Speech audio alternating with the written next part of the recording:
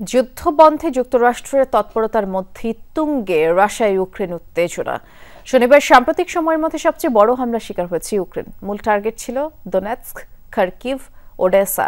কমপক্ষে 25 জনের প্রাণ গেছে, অর্ধশতাধিক মানুষ আহত হয়েছে। পাল্টা হামলা চালিয়েছে কিয়েভও।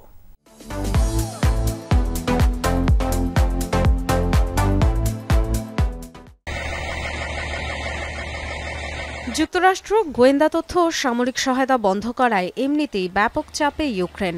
এরই মধ্যে হামলা জোরদার করেছে রাশিয়া, টার্গেট করেছে বেসামরিক স্থাপনা।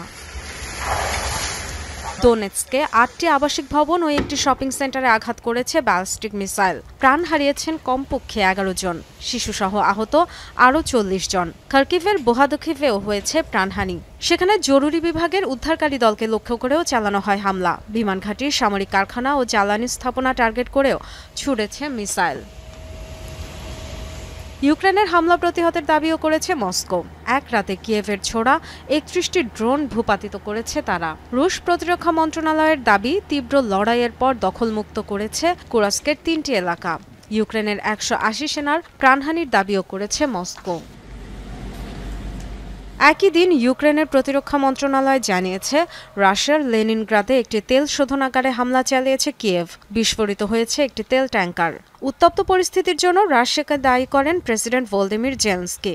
দাবি, যুদ্ধ বন্ধে কোনো ইচ্ছা নেই পুতিন প্রশাসনের।